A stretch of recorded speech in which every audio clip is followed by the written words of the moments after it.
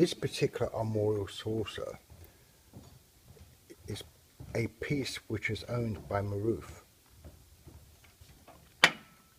Now, looking at this early Meissen Parrot, that dates from probably in region of 1720, it's also owned by Maroof.